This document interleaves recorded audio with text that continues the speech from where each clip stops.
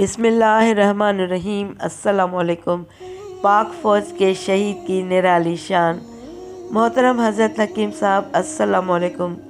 आपने गुज़िश्ता शुमारे में लिखा था कि अगर आपके पास पाक फ़ौज के हवाले से कोई वाक़या हो तो ज़रूर लिखें। तो इस हवाले से मेरे पास एक वाक़या है जो मैं एक रिटायर्ड फ़ौजी की बातों में ये वाक़या मेरे दुकान पर बैठकर सुनाया था। मुझे अफसोस ये है कि मैंने उस रिटायर्ड फ़ौजी का नाम पूछ ना सका। अब ये वाक़या उसी रिटायर्ड फ़ौजी की ज़बानी सुनिए।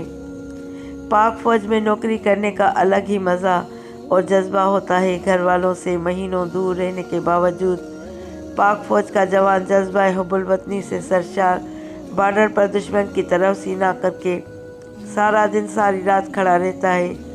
उस जवान को अपनी बहन भाइयों, माँ बाप, बीवी बच्चों और अपनी जान से भी ज़्यादा अजीज़ अपने मुल्क की सरहद की हिफाजत होती है। मैं पाक फ़ौज में एक सिपाही की हैसियत से खिदमत सर अंजाम देता रहा हूँ। अब मैं एक रिटायर्ड फ़ौजी की हैसियत से ज़िंदगी के दिन रात काट रहा हूँ, मगर अब भी जब मुझे पाक फ़ौज में गुज़री सुहानी यादें याद आती हैं तो मेरी आंखें भीग जाती हैं। मेरे सारे दौर में एक वाक़या ऐसा हुआ जिसने मेरे जज्बे को और ज़्यादा बढ़ा दिया।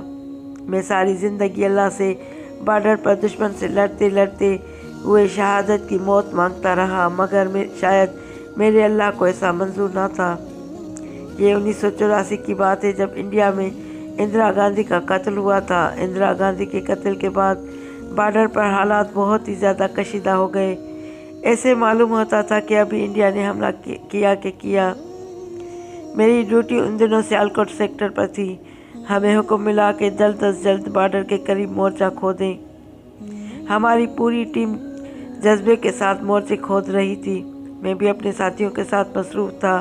हम सुबह से मोर्चे खोद रहे थे।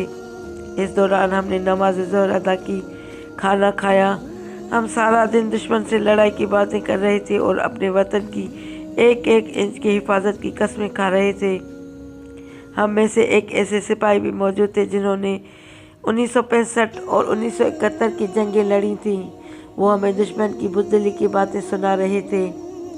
मोर्चे खोदते खोदते अचानक मुझे महसूस हुआ कि जैसे मिट्टी में किसी की टांग है।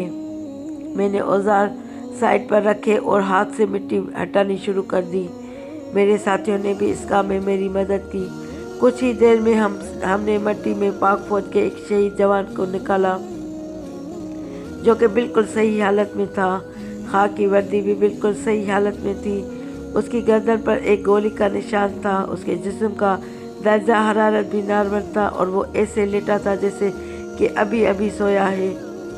हमने जब पाक फ़ौज के शहीद जवान की ऐसी शान देखी तो हमारे मुंह से तकबीर के नारे निकलना शुरू हो गए और न जाने कब तक हम ऐसे ही नारा तकबीर, अल्लाह अकबर के नारे लगाते रहे। हमारी आंखों से आंसू जारी थे। हमने बड़े अदब से उसका जस्द खाकी मोर्चे से निकाल कर हेड क्वार्टर में इतला की। हमारे अफसरान आए। उन्होंने उस शहीद का रिकॉर्ड चेक किया तो मालूम हुआ कि 1965 की जंग में ये जवान लापता हो गया था। उसके घर वालों को इतला दी। उसका जस्द खाकी लेकर जब जा रहे थे मैं भी उनके साथ उसके गांव गया और उसको पूरे फौजी एजाज़ के साथ दफन किया गया।